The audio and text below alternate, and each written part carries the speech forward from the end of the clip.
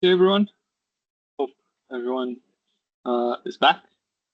So let's talk about the tools that will be very important for your project, gymnasium and stable baselines. So I assume Dr. Givigi has already covered the MDP with you already. Can anyone confirm that? Have you Yes, seen this already? yes. Okay. How long ago was it? When did you see it?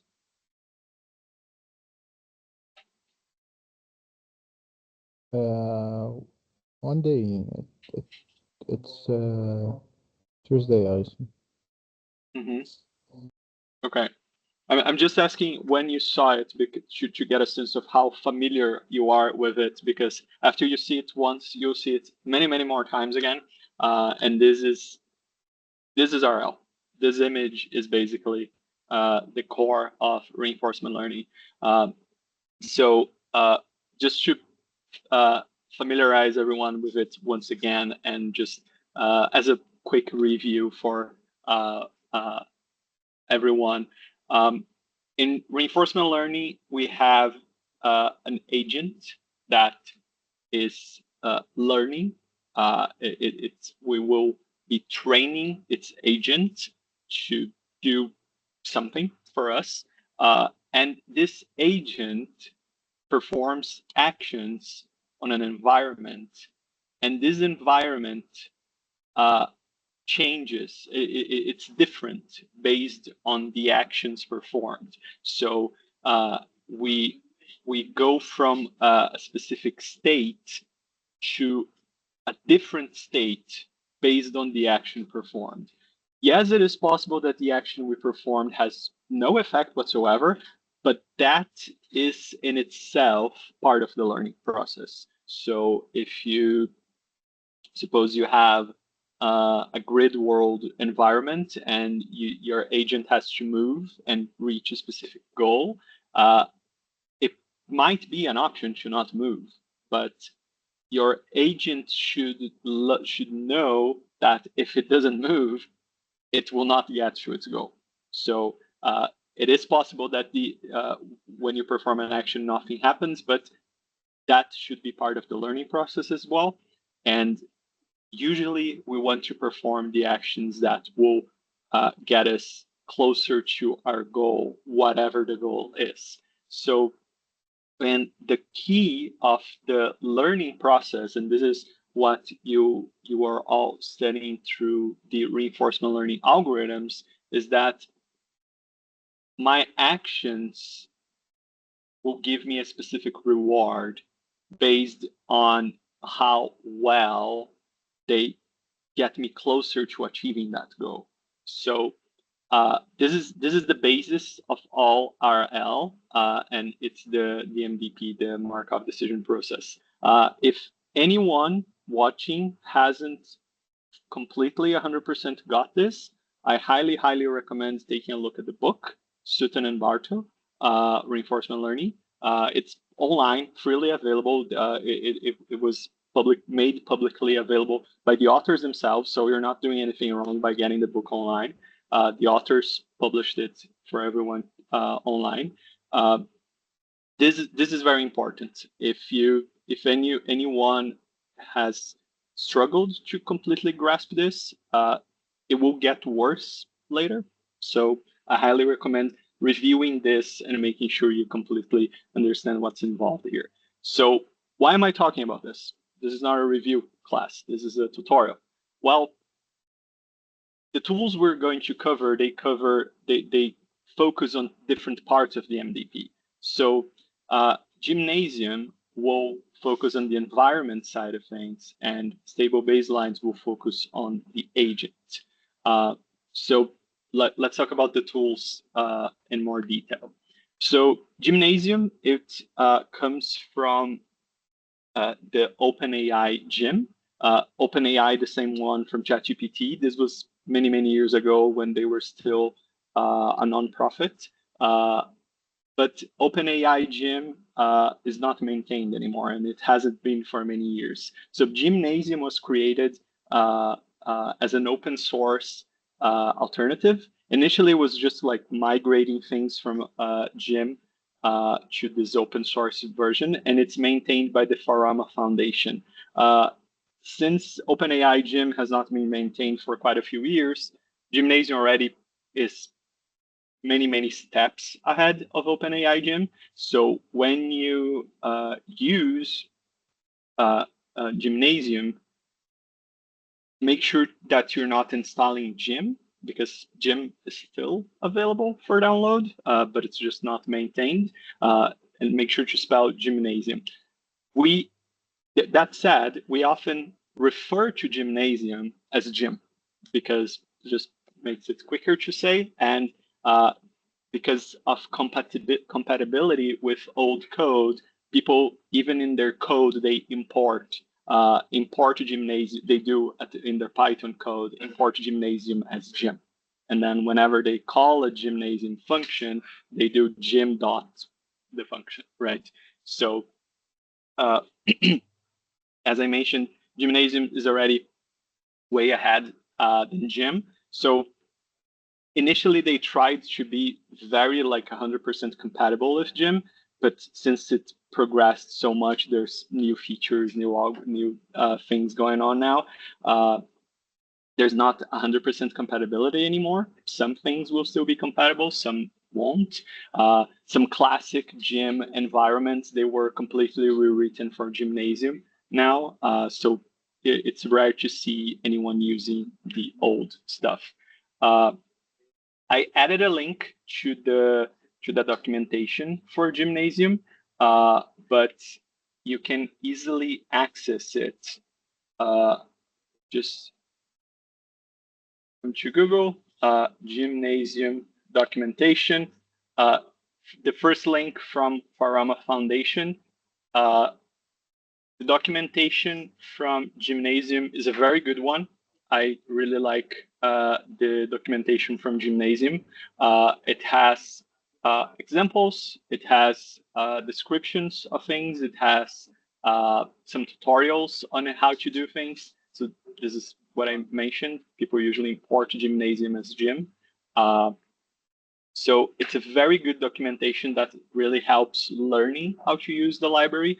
I really recommend everyone to take a look at the documentation because it will be important. There are a couple things in the documentation I want to show you, but let's just go back to the slides for now. So one of the main things that we use Gymnasium for is to standardize the state. The state in Gymnasium, we call that the observation. So what the agent is observing in the environment. So by standardizing observation spaces and action spaces, for that matter, it really helps for algorithms to run on a standardized framework, right? Because if I design an algorithm and I don't know, Dr. Javiji designs another algorithm, and we're working on our own separate environments, comparing on our algorithms might be a little bit more difficult. But with Gymnasium, we standardize things, so comparing different approaches gets a lot easier. So for Gymnasium, we have lots of different spaces. You can even design your own space. But I'll just cover a couple different ones just so you get a sense of what they are. All these spaces, they can either be used as observation spaces to determine how your state will be represented, or for action spaces. So how your actions are, what are the actions that your agent can actually do. So as I just mentioned, they standardized things. So we have the discrete space. You declare it just like that, discrete n, and then this means that this state will be a discrete value going from 0 to n, but open on the end, right? So it actually goes from 0 to n minus 1. So if we have discrete 10, it means that my state in my environment, it's any integer between 0 and 9, including 9, right? So 3 in this situation would be a valid state, but 10 would not be a valid state. Quite an important space is the box space.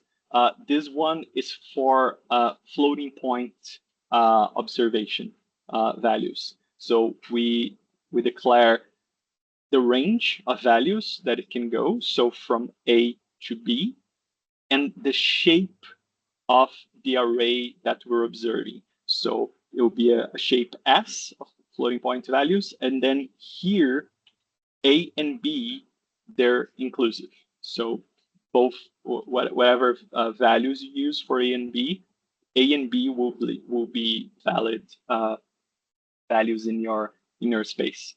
So here's an example to make this a bit clearer. Suppose we have the box going from -1 to 1 with a shape 3 by 3.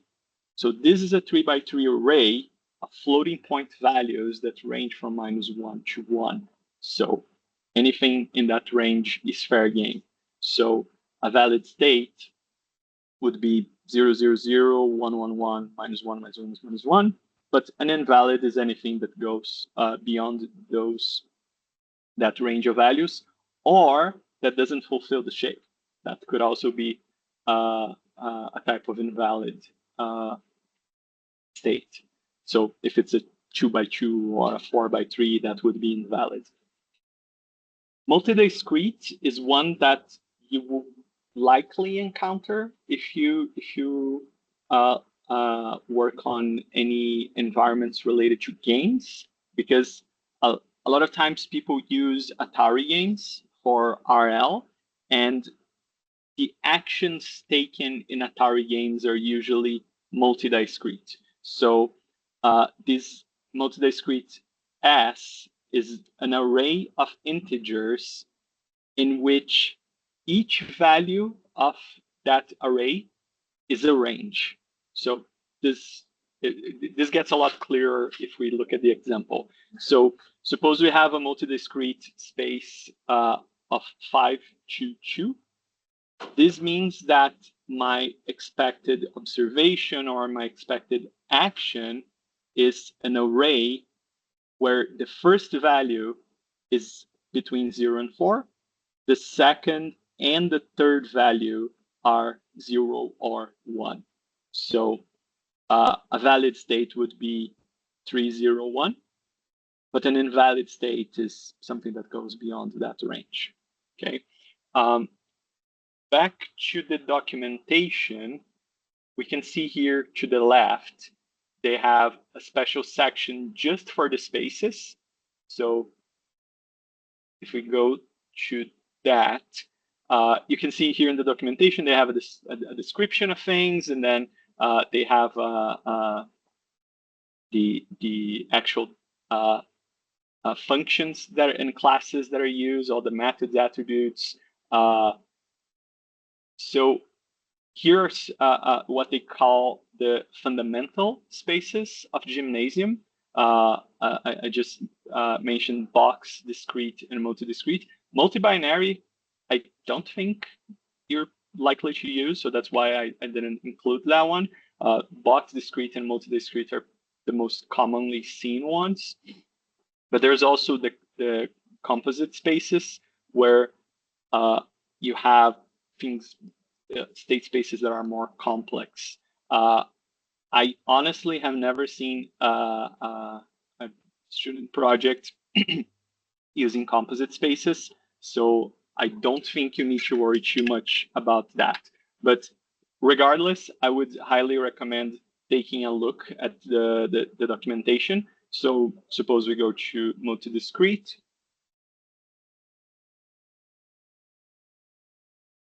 Here's an example of with the Nintendo game controller, where it considers and this is exactly the one that I used as an example in the slide. It considers the action, the first value should be for the arrow keys. So it's nothing being pressed, up, right, down, or left. Then for button A, not pressed or pressed, and then button B, not pressed or pressed. So 3, 1, 0 would be an option, but anything that goes beyond the range is not. You have some other attributes that you can use, so some parameters that you may set. So you can set a seed, for instance, the specific type that you want to use. You can change that as well. We usually use the default of 0 for the start, but you can change that as well. So there's lots that you can play around with. So again, highly recommend taking a look at the documentation. So in an environment, there's always methods that you will see in any gymnasium environment. So and that all goes back to the MDP. So we need a method to define our initial state, the state from which our episode of training begins. So that method is the reset method. It's mandatory in any environment. So if any of you ever design your own environment, if it does not have the reset method, it will give you an error because it's mandatory to have it. And the reset method will return the observation, which is state 0, and an info dictionary. So the info dictionary, it's basically just for helper values. It's useful for logging things if you need, but the info dictionary doesn't go to your agent. So what the agent sees is the observation, not the info. So whatever variables you put here, your agent will not see them. So a lot of times people don't use this, but it could be useful for logging. And then considering the MDP, we need to find out what happens when an action is performed. So in Gymnasium, that comes through the step method. So we pass the action to it, and then it will return us the observation, the reward, if it's terminated, if it's truncated, and also, once again, the info. So terminated is just a Boolean indicating that the episode has finished. And truncated is also a Boolean and indicates if the episode ended prematurely. Not so often used because for a lot of RL agents and algorithms, terminated and truncated are exactly the same thing. They consider, oh, the episode is done. Doesn't matter if it ended earlier or if it ended successfully. So a lot of times the truncated variable is not used. Okay, before we go on, any questions so far on the slides, documentation, spaces?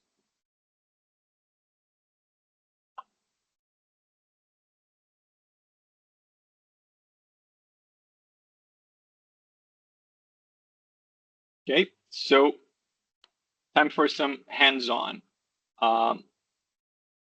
You can open there on your own machine your code. My version here is slightly different than yours because mine has the code that you will be doing today. But other than that, everything's exactly the same. Is the font size okay? Can you all see the code well? Can you zoom more? Yes.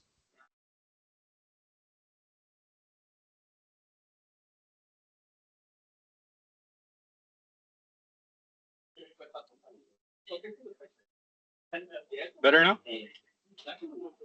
Yeah, it's better. Okay. So here just have a main function, getting time so we can have a 1 second gap between each step of my episode. Classic importing gymnasium as gym. When you downloaded the project, it's important to run the pip install -e dot, because this will not only install the libraries that are needed, but also ensure that the environment is set up. The way Gymnasium works, we usually have the environment as a special package. So in this example that we're going to use today, it's a simple coverage environment. So we import the environment because we want to then use it in our code. As you can see in my IDE here, PyCharm is saying that this is not being used. But if I remove this import here, then when Gymnasium needs it here, it will struggle. So disregard this comment that it's not being used, because it actually is. So here we just make the environment. This is the name of the environment. We have different types of environments registered. We have the standard and the complete grid worlds. Here I'm using the complete. Every time you start your environment, it's important to ensure that all the variables are set to your state 0 before you actually start your training loop. So we always do end.reset after declaring the environment. Then I've just put a sleep here just to ensure there's no race conditions. Here I added I hard-coded a policy just so we can see this happening. So if I run this code, sorry, it opened on the other screen. We see here that it's rendered, and then it's following that policy that I assigned. So this is the environment we're working with. It's a 3x3 grid world, very, very simple, and it has a wall in the middle. And then the goal for the agent is to just cover all the cells that it can explore. So with these actions, I'm just making it move, right? And then it's iterating through the policy. So at each iteration, it performs a different action. And then it looks at this action and then performs a step based on that.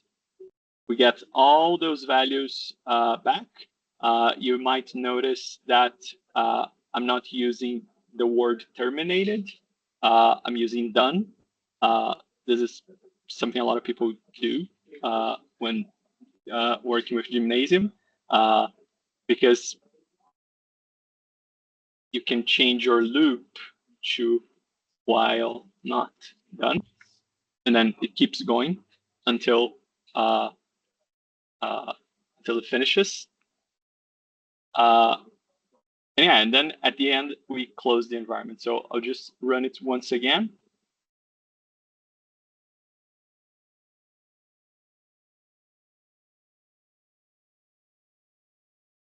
Sorry, it's opened in a different screen. Here we go. Yeah, so it starts at the top left corner, and then it's just performing this sequence of actions that I have hard-coded onto the environment so that it can reach the end. Here in this situation, it doesn't even care if it actually completed it because we're not looking into that variable. We're just following a sequence of actions I have hard coded. So let's look under the hood. Let's look at what's happening in this environment. So this is the code that you actually have.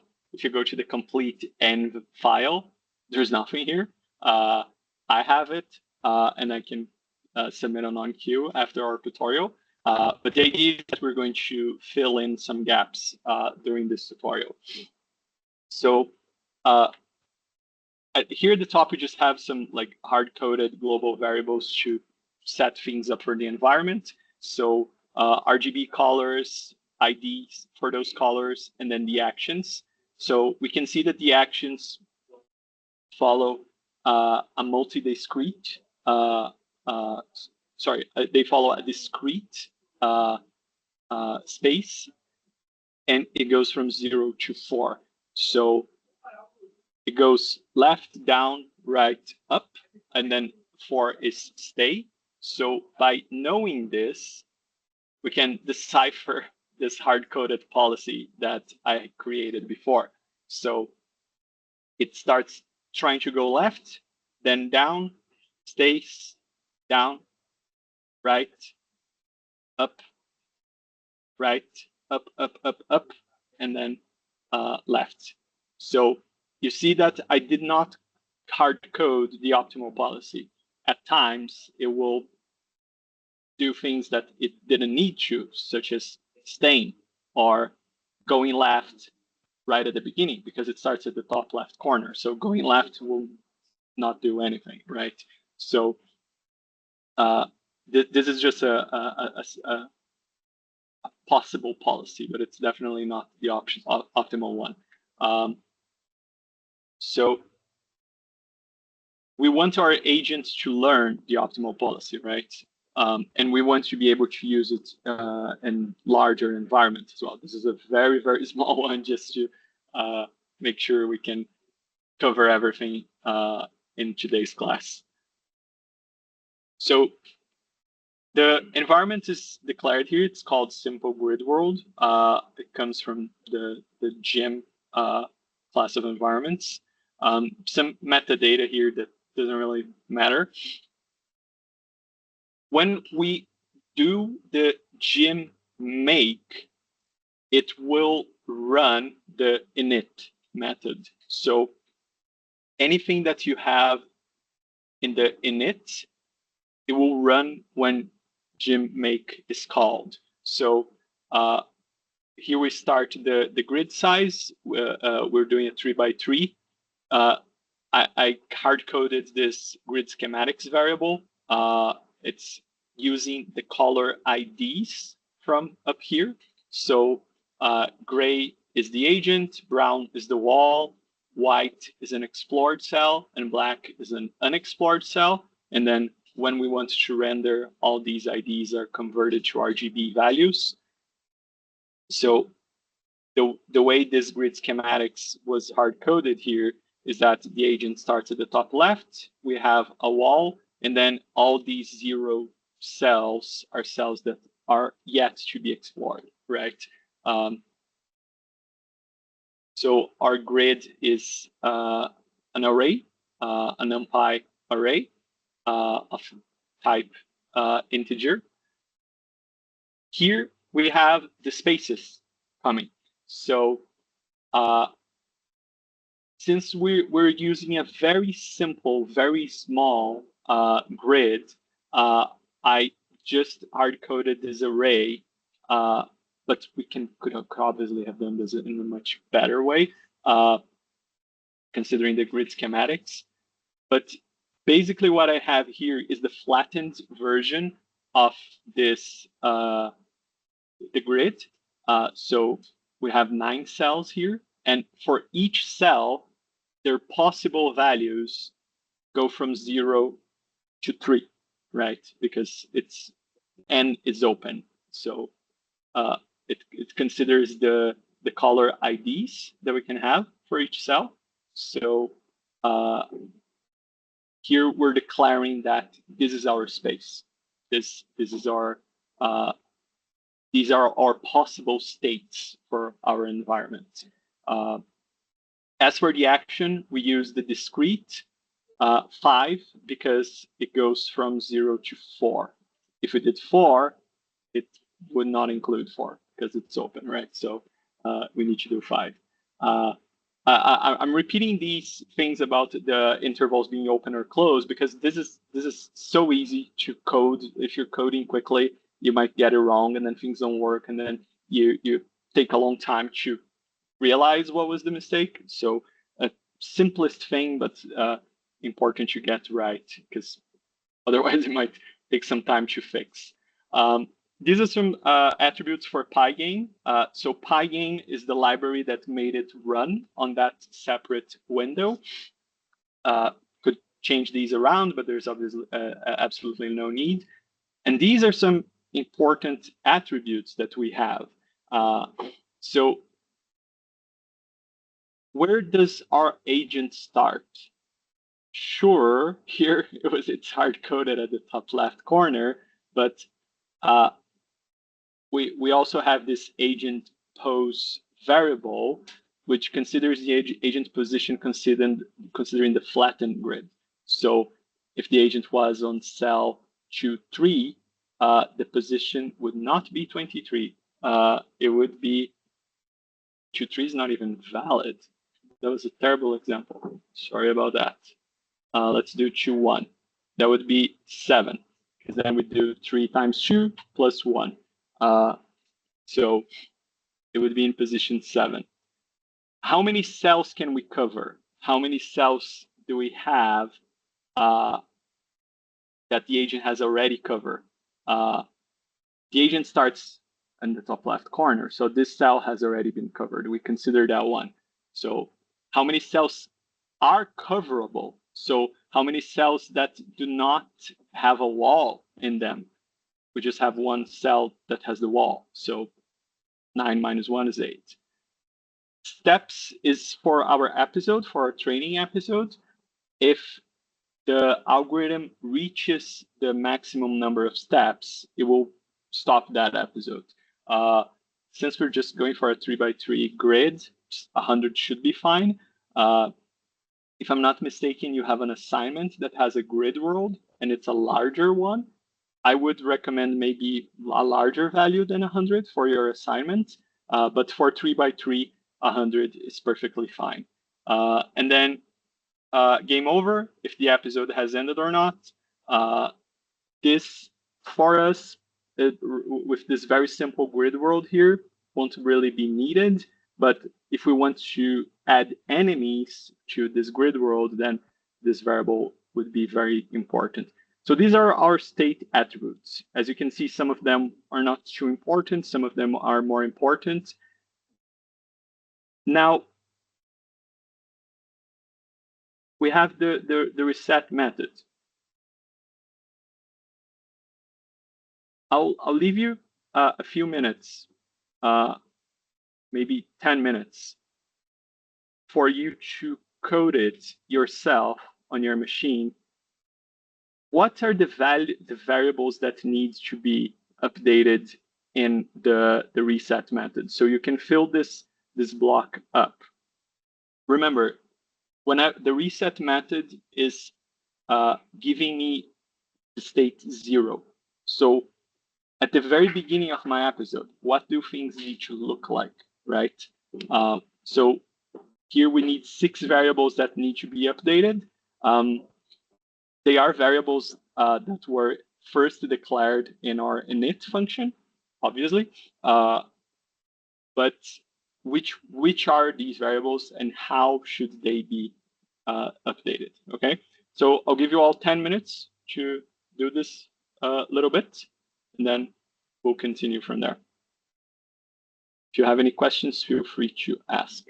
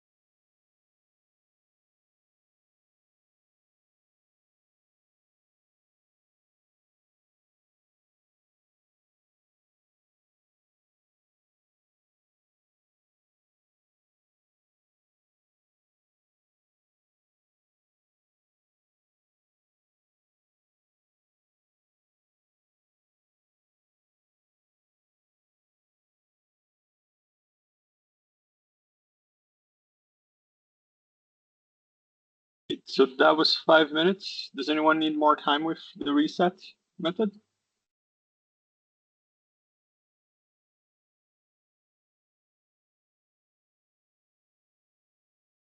Okay, so these 5 variables, it's quite like the hint was very clear, but we also need to update our grid and make sure that our grid is just like it was in the beginning. So that's why the grid schematics variable is there to help us set the grid up just as it was in the beginning. So these are the 6 variables we need to update in the reset method. Otherwise, if we update just these 5 and our grid is not updated, when an episode ends, the other episode will have information from a previous one, and the learning will not work properly. So the reset method is important so that we don't have leakage of values between episodes. If there's any type of leakage between variables, learning will not work well because the agent will not understand the causal effects of its actions. Okay, so step methods.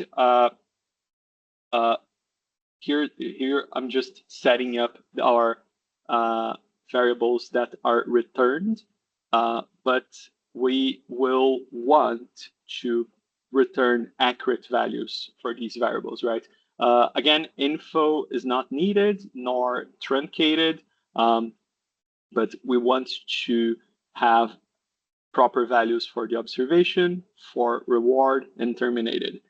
For reward, this is down to user design for whoever is using this environment to set up. Some environments have predetermined reward functions, but a lot of environments allow you to use your own custom reward functions. So a very simple reward function for this environment is if we consider the move method just down here and consider that it's returning us a Boolean with true if a new cell is covered. So a very simple way for a very simple reward function for us here would be if new cell covered reward equals 1, and then this reward is just the reward for this step. Okay, it's not the reward for the entire episode. So I was writing plus equal 1, but it would just sum on the value of 0. So you can just have 1. Or if it doesn't cover, we could either keep it as 0 or give it a penalty. And then again, that's down to design choices. Let's leave it as 0 and just positively reward when it explores a new cell. So this else condition is just doing something that was already being done before, so no need for it. If we cover a new cell, let's give it a little reward, and that's it. Note that this is just rewarding covering new cells. So if the agent goes back to a cell that was already covered, there's no penalty for that. And if the agent stays in the same place, because that's one of the actions we can perform, there's also no penalty for that. It's just rewarding whenever we explore a new cell. Let's quickly look at what the move method is doing. Here at the top, we just have like north, left, up, down, north, left, south, and east movements. This is considering the position and then getting the X and Y values of the agent position, and then considering the new y and x coordinates that the agent will go to based on whatever movement it's doing. So note that the action is an ID that we had initially. And then here, these couple of lines will just give us what's the y and x, the new y and x for the agent, given that it has done this action. Note that we have an action with 4, with ID 4. And this array only has 4 spaces. So this needs to be sanitized, right? So, and you can do that on your own. If action equals 4, what happens?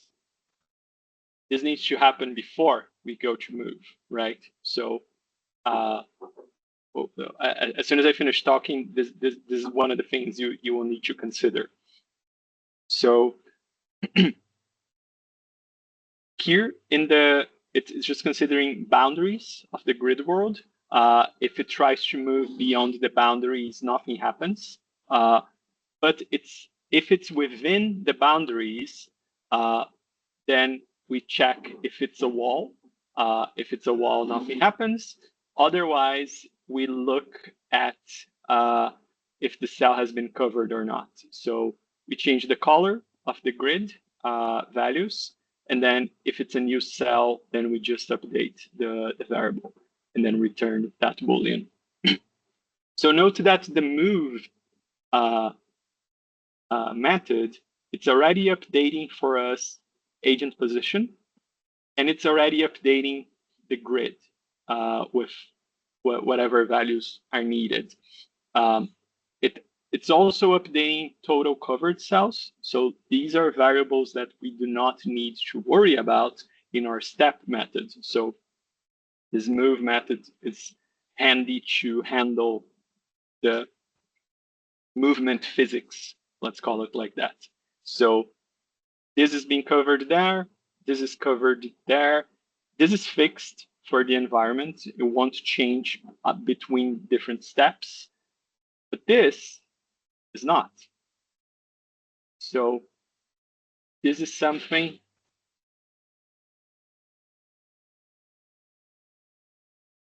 just leave it as a note here.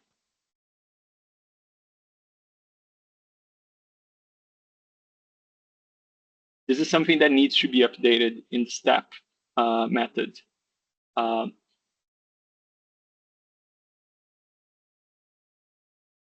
The game over attribute variable, that's not really needed in our situation here. This grid world is very simple. So what we need to consider is steps remaining. What happens if the action taken is number 4? What is the observation? We've done the reward, but when does terminated goes to true? So when is terminated true? What is observation? So now 10 minutes. Now I'll give you 10 minutes to work on the step method and fill in your code with all of this, because this is the core of our step in this environment. If you look down the file, down here is just a rendering method, not too relevant. And then the close is just to close Pygame, because it's a little finicky if you don't do that. But these functions here are not something that you need to worry about. I'll give you 10 minutes. So right now here for me is 10:44. You have until 10:55 to fill in the step method. And again, if you have any questions while doing it, if you come to encounter any errors or bugs, feel free to raise your hand, or send on the chat.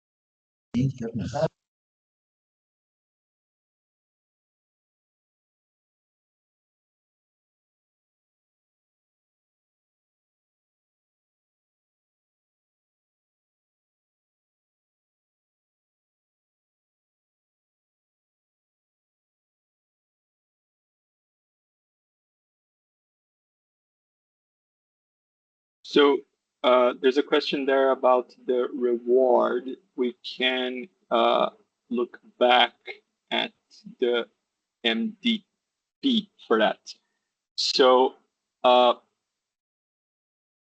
suppose we've seen the environment there, right?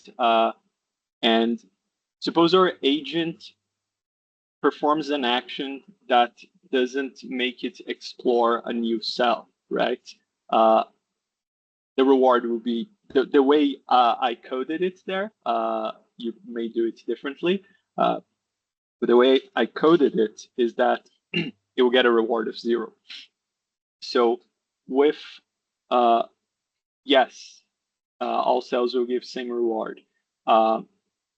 So if the agent is, let me draw it here. So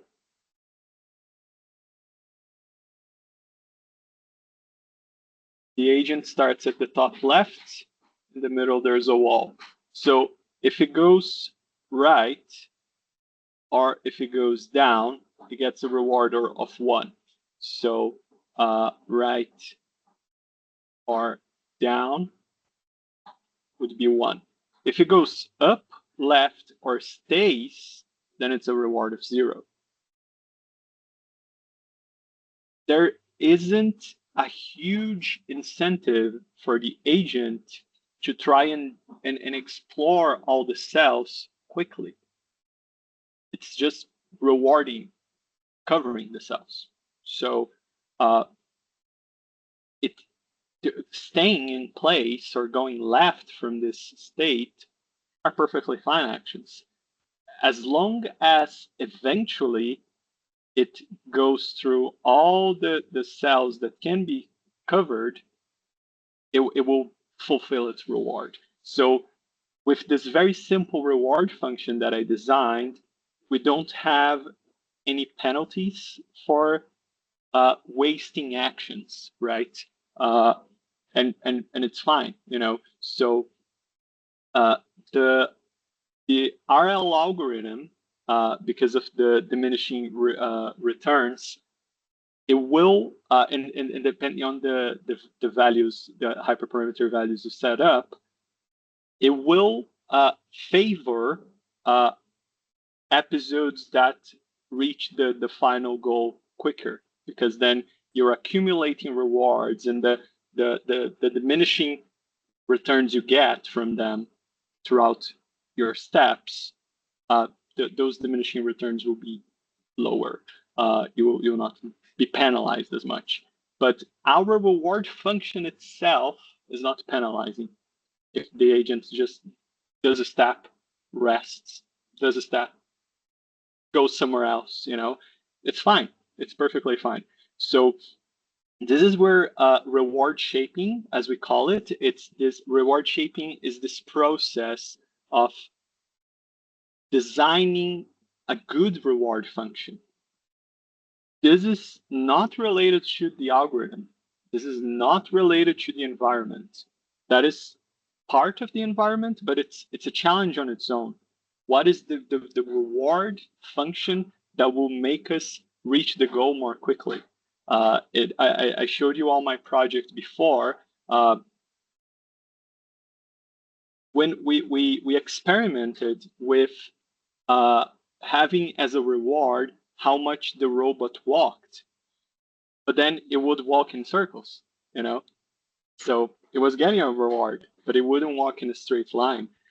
We started then using a reward how much it would move in the y axis, and then it was actually moving in the y axis, you know. So that's just reward shaping. So that's part of the fun and challenge of RL.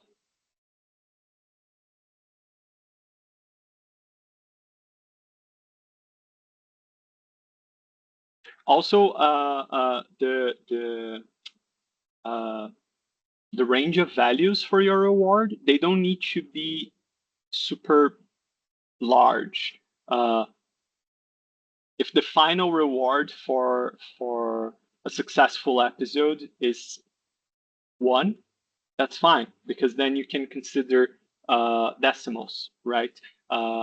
If you sometimes you might have penalties, so you have negative rewards. So a successful episode doesn't necessarily mean that we will get a reward of 100 or 1,000. So I'm just addressing the comment that the reward is tiny. Tiny is a little relative in that sense.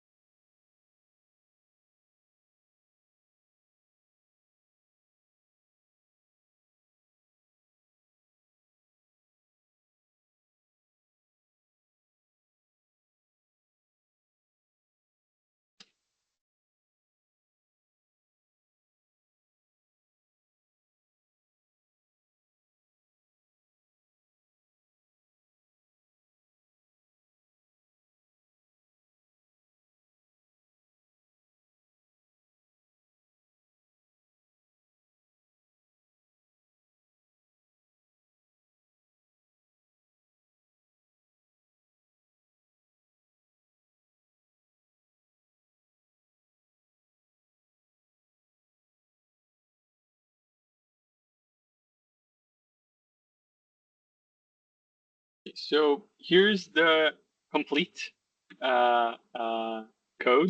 Uh, Here's how I did it. This is not necessarily the only way to do it, but this is how I did it. So instead of having if action is 4, then we do something. I actually don't want to do anything when the action is 4. So I want to move when the action is not 4. So I just change that up a bit. And then after I have moved, if the reward, if the cell, a new cell has been covered, I get a reward. But as I mentioned before, the reward is 0. I'm just summing it here, but it could also be a reward of 1. It's exactly the same.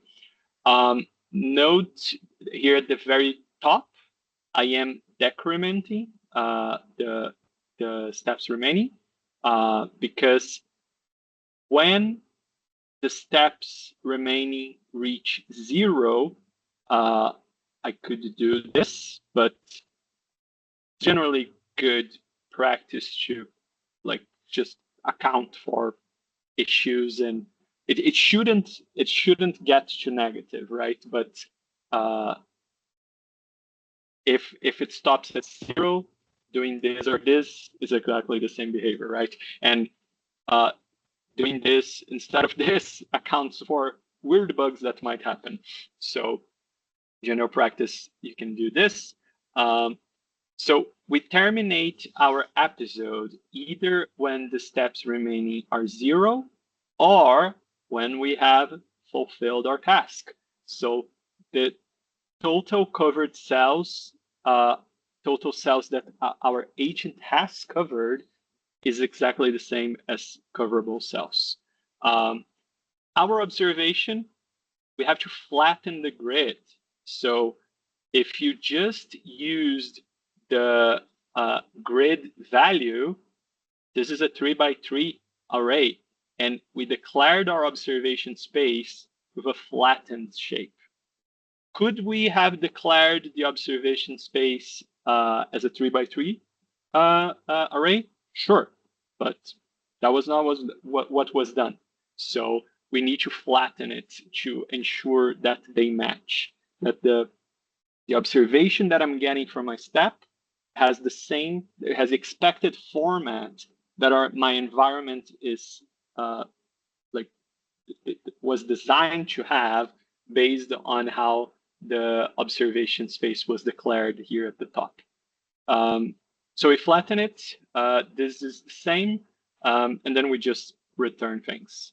A few important things going on here, but not overly complicated. Any questions on the environment, on what the steps they're doing, rewards?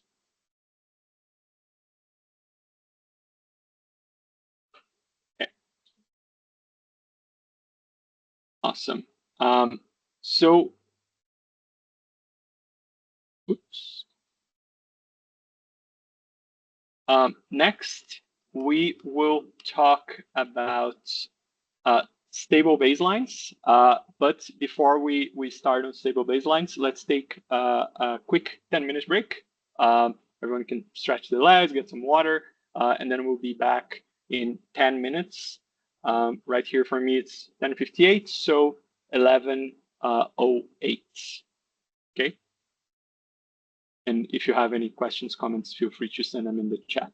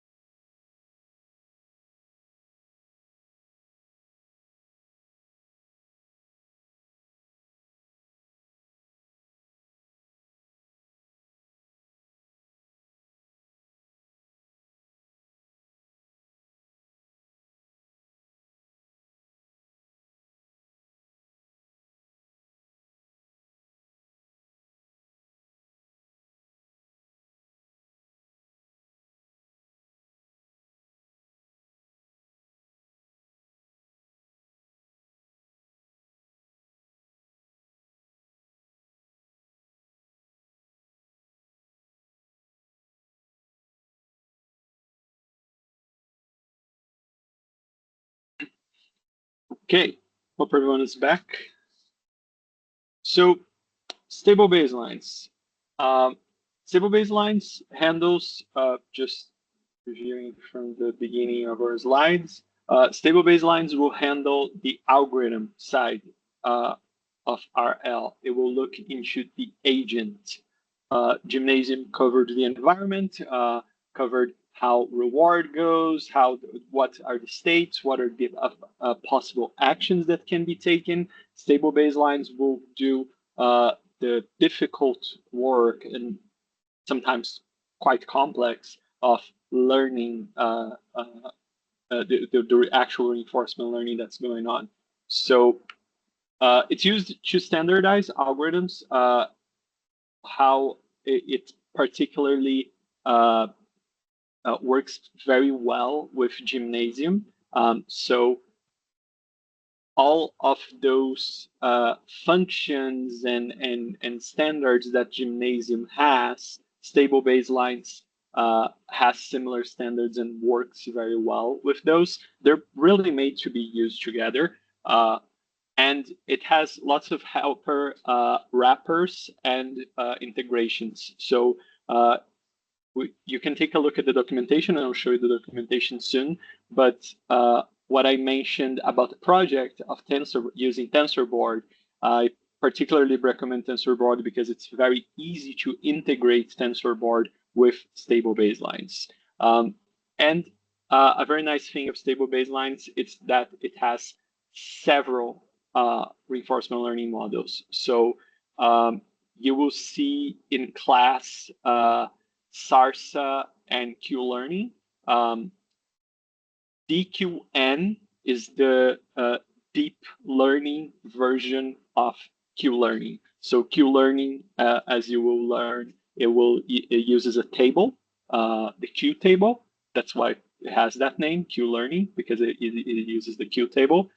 DQN is the deep Q network. So it uses a neural network to estimate the values of the table. So in our tutorial today, we're going to use DQN.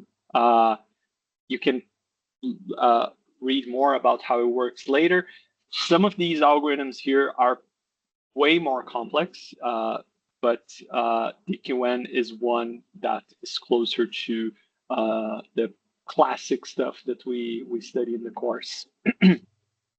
Oh, and also there are more RL models available. These are just the official ones, the RL models that the community makes available for anyone to use, especially when it's very new, novel models. So here's the link to the documentation. Once again, you can very easily access it by just Googling stable baselines documentation. It's very important to mention that we're using stable baselines 3. There's an older version. There are compatibility issues with the older versions, so make sure you're using 3. Stable baselines, the documentation is not as good as Gymnasium. It's getting better. They're adding more things to it, but I find that whenever I need something about Gymnasium, if I look through the documentation, I usually find that. That is not always the case for stable baselines. So here in the homepage, you see the user guide with a lot of information about tips and tricks for reinforcement learning, even an important question that might be useful for your project. Which algorithm should you use? Some examples to help train stuff. I will mention this today, but what are vectorized environments and lots of other things. The algorithms available, and then if we go to one specific algorithm like DQN, we see that it has different types of policies because DQN is, as I mentioned, it uses a neural network to estimate the values of the Q table. So what type of network you are using, you have these different policies. So the MLP is a multi-layer perceptron. The CNN, for instance, is a convolutional neural network. Here's an interesting thing related to the gym spaces that we just saw is that not all algorithms will work with all types of spaces. So DQN, for instance, it works with pretty much any type of observation, the classic ones, the most important, the fundamental ones. But when it comes to actions, it only works with discrete actions. So we can't use a floating point variable as an action for DQN. If we discretize it, then that's another matter. But as a floating point value, we simply cannot use it. So back in the slides, you notice in this table is in the documentation and also the GitHub page for stable baselines. It shows what are the spaces that each one of these algorithms allow, right? All of them allow for multi-processing. So my previous comment that if you implemented, I don't know, DQN or PPO for your project yourself, there's a very good chance that it wouldn't be as optimized as from stable baselines because they have done a lot of optimizations for us. So looking at this table, you can narrow down what algorithms you might be using for your project. So if your problem requires floating point variables, for instance, you just look at the box column and see what are the algorithms that you may want to use. So DQN, as we just saw, doesn't allow for box action spaces. So that's not really an option. If you're using multi-binary, for instance, the option, there's a lot less options. So understanding the space required for your problem is quite important for selecting what type of algorithm you need.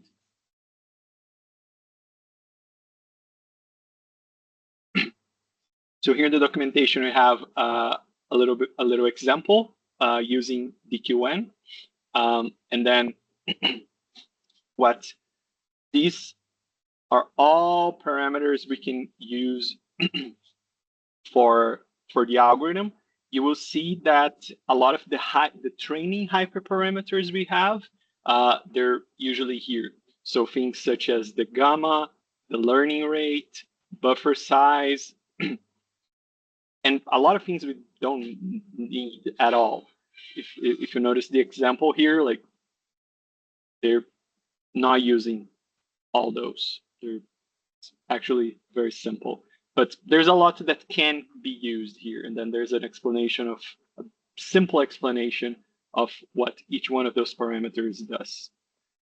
Once again, highly recommend looking at the documentation. It should be your #1 resource for these tools. But as I mentioned, stable baselines, sometimes you need things that the documentation doesn't provide. So my personal recommendation is to just look at tutorials for the specific algorithm you're working with or the specific feature that you are looking for. I remember when back in 3 years ago, when I was doing my RL project, I wanted to log a very specific thing, and then there are the callbacks, and then so callbacks are what your algorithm is calling mid-training that helps the training procedure. And then I needed to do a custom callback, and that was very tough. So, and there wasn't many examples around of what I could do. You see that the descriptions here, like they don't go into too much detail. So what helped me then was to look at tutorials. Those tutorials from Medium, from forums, Stack Overflow helped as well. So those can be useful resources then.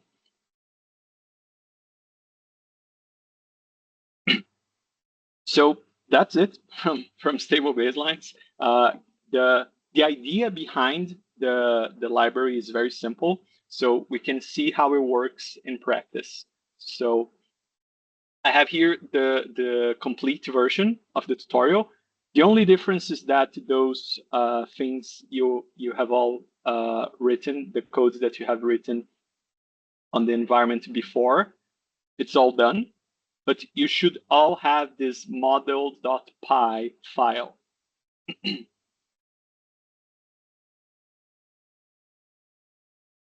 So let's leave the main and the model side by side so we can compare what's going on. Here in the main.py, we're importing things, setting up the environment, and then we have the step loop, right? And then in this situation, we're looping through a hard-coded policy. Let's see how this is going here in the model.py. We're importing here from stable baselines 3.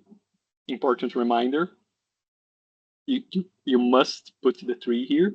We're importing the QN, and then we're importing this interesting function called vac_env. So here we just have env, and we used gym make.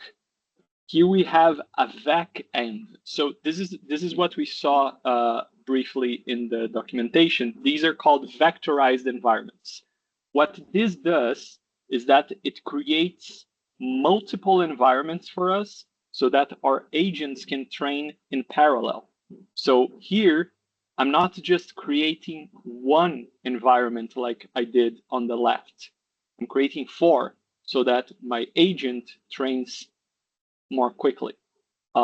So this is what a vectorized environment is. Really, really useful for your project. Really speeds things up. But if the type of problem you're dealing with is too complex, then it might your machine might run out of resources to run so many environments in parallel. But it's definitely something worth considering. Here we start our model, and in our case here is the DQN. We're using the MLP policy, very simple. We have to assign what's the environment we're using.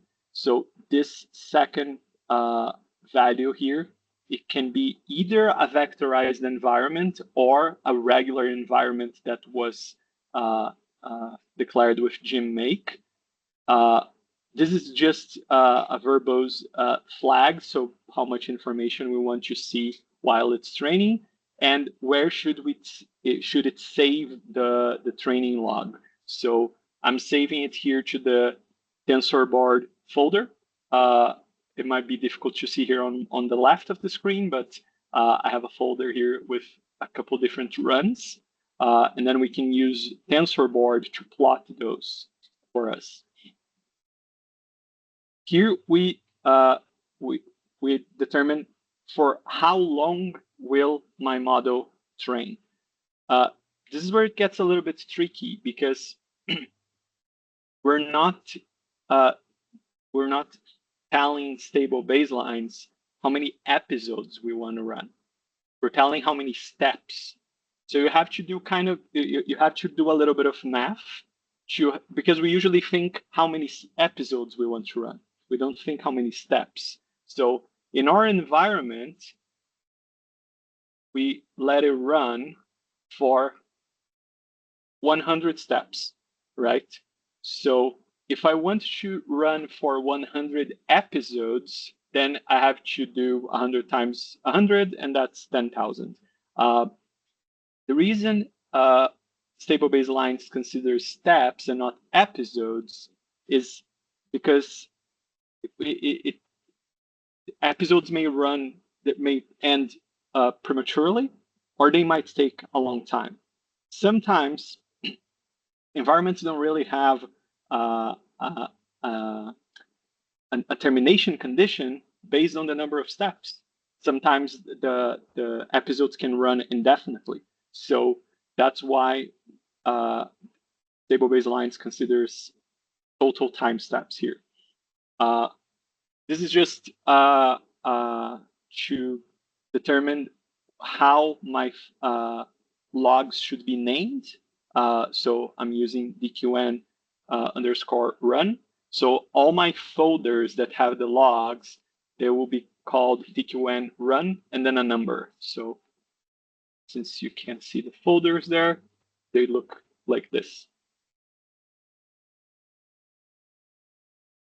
For your project, very strong tip is to change these around if you're doing unique experiments. So suppose we change our reward function from just rewarding one when a cell is covered and we start penalizing.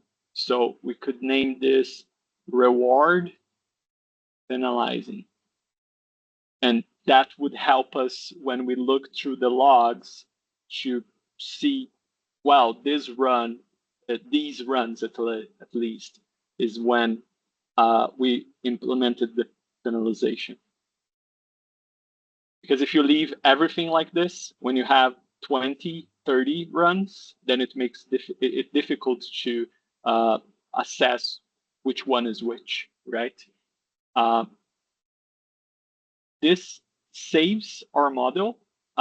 This is useful if you want to do further experiments with your model later on. It saves to a zip file, and then the zip file will have this name. So it will be gridworld.zip.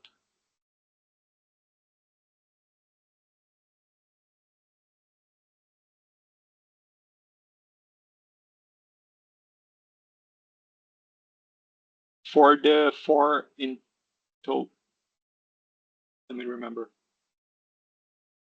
I think it's for each one. But that's a good question. I'm not entirely sure. I think it's each one of them will consider that. But I don't remember. I'll have to look that up. If anyone can look that up and just send in the chat, I don't remember that. When we call model learn, this is the method that will make the training happen. So if I run this code here, the model.py, can even leave learn finished.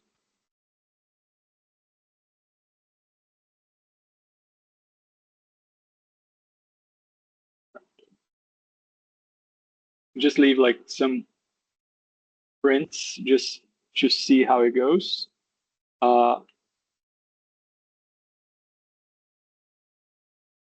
Just takes a little bit to set everything up.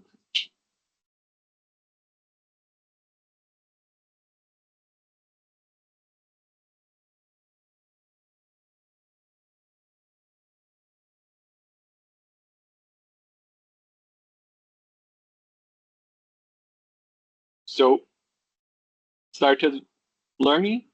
I'm using my laptop, so it's a CPU. And then this is the verbose one flag. It's showing us how many episodes are being run, and then you can see here the number of updates, total time steps. It reached 10,000 fairly quickly.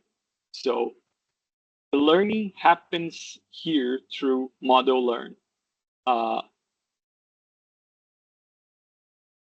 then, as you can see here, learning finished. So this agent that we just trained here now, and this is a super simple environment, right? That's why it runs so quickly on a CPU, because it's not complex at all. And our state space is also not large enough. So that went very quickly. So we saved this trained agent on the gridworld.zip file. But we might want to test it, right? When we want to test, we can't use a vectorized environment. Thanks to who sent in the chat the question from before. The total time steps accounts for all environments. So when we want to test, we can't use a vectorized environment. We have to use a single environment if we want to test. So here we have to use the classic way of declaring the environment. And here, that was not particularly necessary in this code because the model is right here at the top. But I'm just showing you how you would load your model. So here it was saved on the zip file. You have to use exactly the same algorithm to load it. So if one issue is if you don't, if you're not sure of the model that was used, what is the load function that needs to be used? That's a little finicky with stable baselines because each algorithm will have its own load function. So if I did ppo.load, it would give me an error. So we load the model here. As always, we do reset the environment. When training, this is not necessary, particularly with vectorized environments. But here, since we're using a single environment, we need to reset it. I wrote the loop a little bit differently this time around because I need to get my actions from the model, not from a hard-coded policy, right?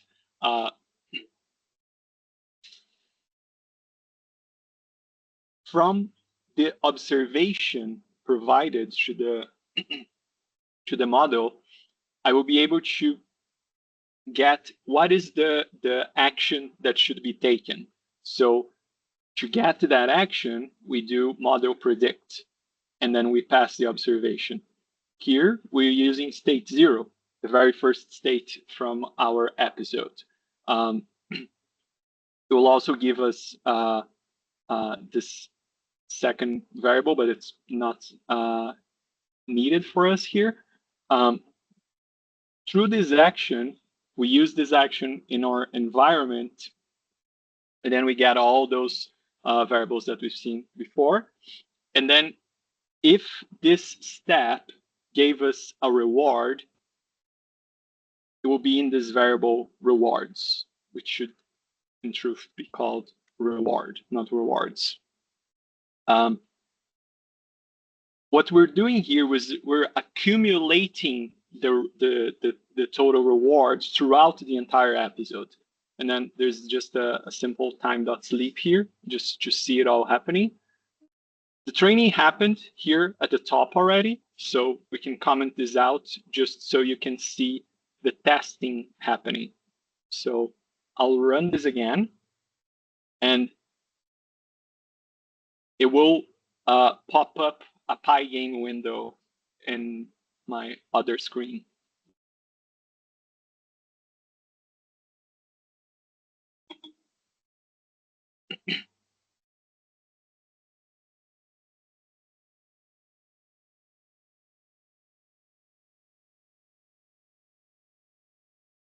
Here we go. See that it was fairly efficient. We can log how many steps it took. So let's do step, and then let's increment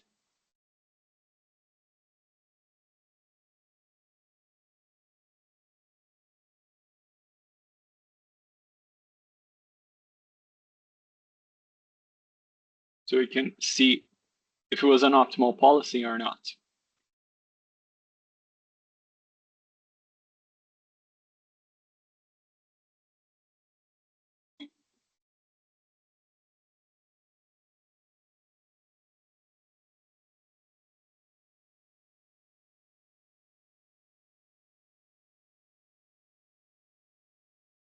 Here you go. This time it's not, it's a different policy. You see that it's at the corner now. And it went right and then came back to the left and then it went down. So we clearly haven't trained our agent for long enough. And now it's stuck there. And we have to wait 100 steps to run. And because of this time.sleep here, that will take 50 seconds to finish this episode. It simply got stuck there. So that is because of the stochastic nature of it.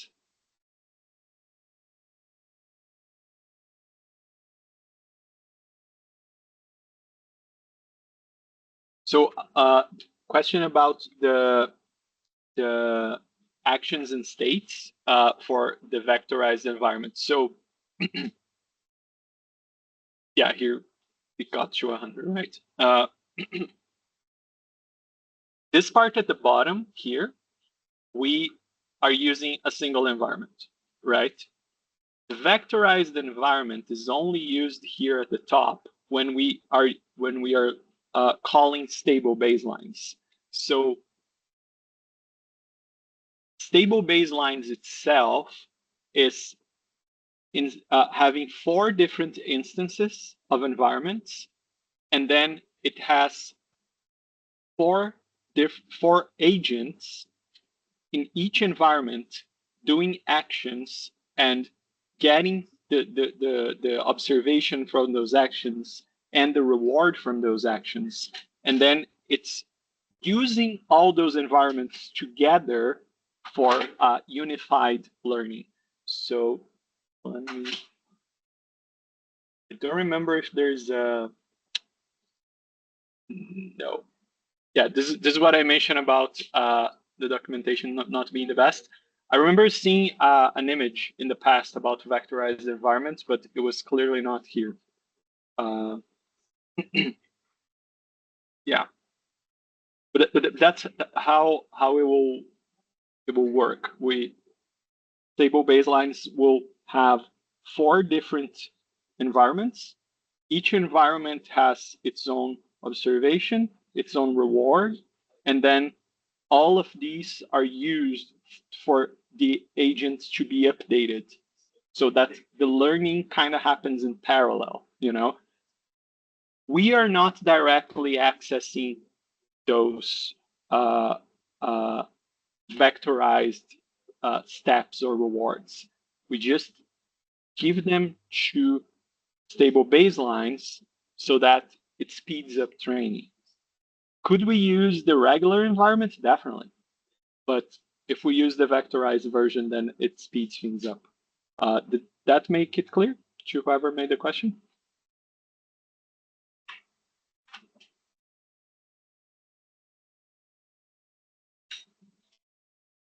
Perfect. Okay, so reviewing here at the top, this is the code for training. At the bottom, we have the code for testing. Here we set things up. Here we loop through our steps. Let's take a look once again at our test and see if the agent behaves any differently. Because given the stochastic element, behavior changes a little bit. Oops, now it's training. Because I uncommented the top, of course. But we can let it train because it goes very quickly.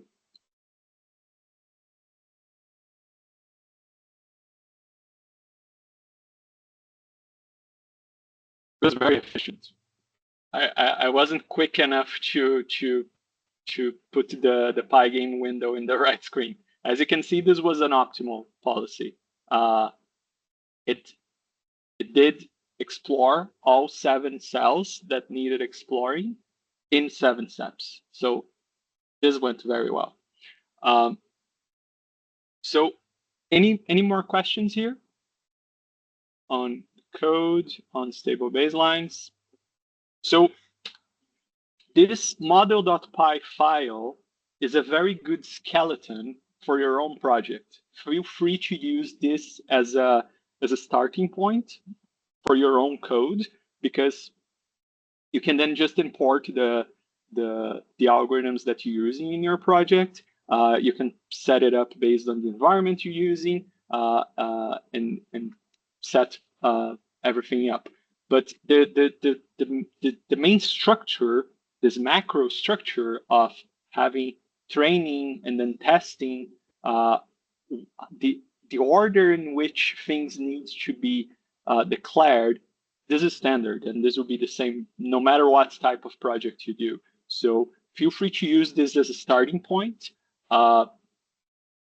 Because of how relevant this might be to your project, I left on the project here a markdown file with a summary of what we have covered and discussed today. So vectorized environment, the models, integration with TensorBoard. I didn't run TensorBoard here, but you can do so at home, and then you can see the TensorBoard plots, how to save a trained model, how to load a trained model, and then how to test your model.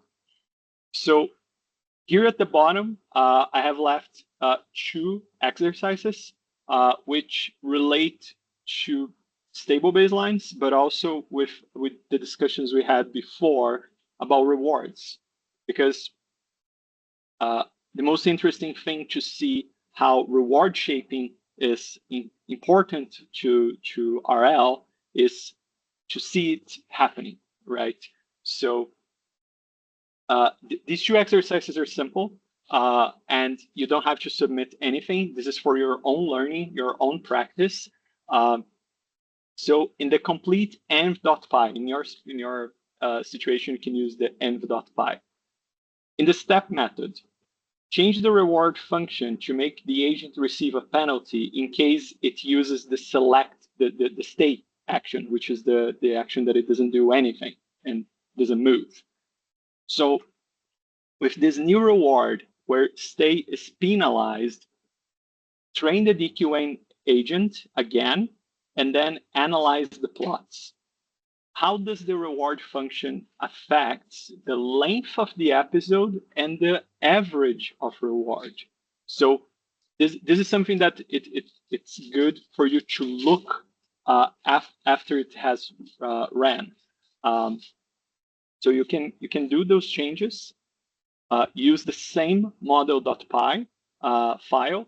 Just make sure to, like I suggested previously, change the log name to make it very clear in TensorBoard and when you analyze the logs.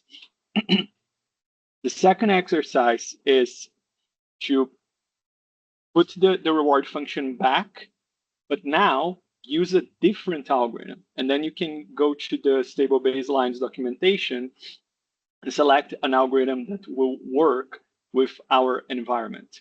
So our environment has an observation space, which is multi-discrete, and an action space, which is discrete. So when selecting an algorithm, you have to account for that and make sure to pick an algorithm that runs both for our action space and our observation space. And then, comparing with the original function, the reward function, how these 2 algorithms compare, DQN and this new algorithm that you have picked. When it comes to convergence, to training time, and episode length, how these 2 algorithms compare. So these are 2 exercises for you to do on your own time. We will be wrapping up things soon. And then if you have any questions on these, if you want to share your results, feel free to email me them. But once again, you don't have to submit anything. This is mandatory. If you don't want to do this, it's fine, but you would be missing out in getting some hands-on experience with these things. And playing around with the reward is you can even extend this first exercise and do even different reward functions if you wish. So this will be left more as a homework. So any questions? Yes, please. Can you give me any advice about the grading of the assigned one? Or how I can make it good? Let me just check on Q quickly here. If I'm not mistaken, assignment 1 has the assignments have a grading rubric. Let me just check.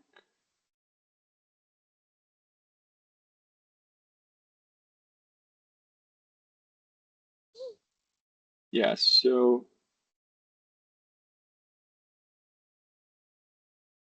And for assignment one, it will be code, script or notebook. sorry. The code, I must submit it as Python code, script or notebook. I'm sorry. There's some noise here. Could you speak a little bit louder? Can you hear me now? Just a little bit louder. There's construction noise. My mic is probably blocking it, but Okay. I'm asking about the code, the Python code in the submission. mhm. I should submit it as script Python or notebook. Either works. Either one is fine. Okay. Whatever is your personal preference. Uh, just make sure to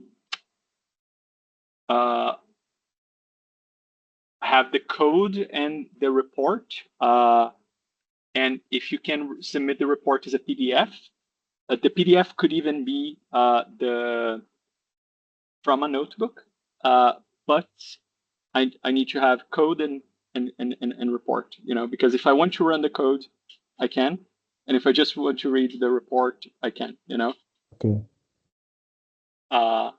Yeah, Very so well. on the assignment 1, there's the implementation part and the report part. The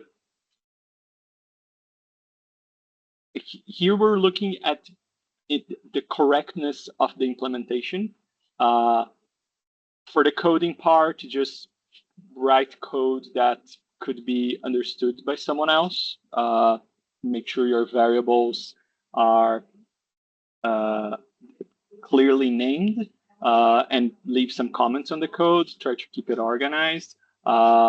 So these tasks related to the code we will look at their correctness, if they're correct, if they're doing what's expected, and then the report, try to keep an organized report, and then describe the implementation. On your report, there's no need at all to put the code. You have to submit code and report. So I'll be able to look at your code, so no need to copy paste code into the report.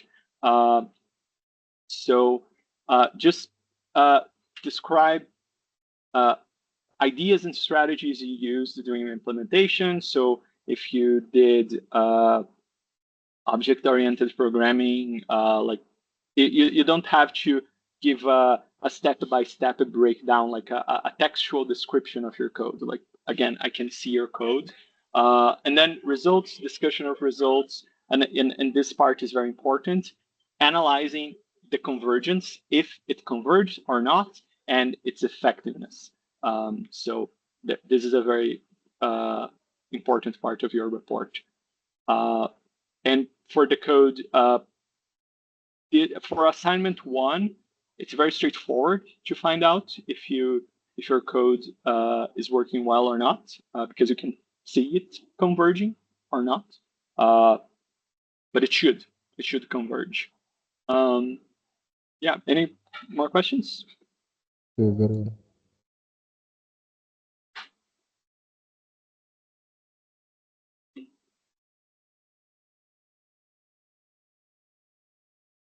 Carbon fiber mesh is a cell background.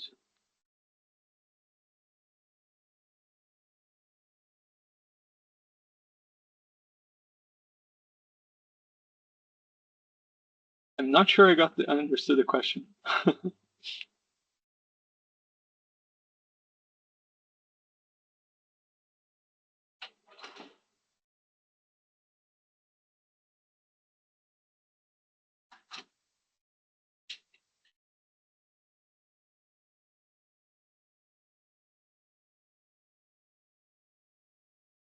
I think it's by mistake. It's random message.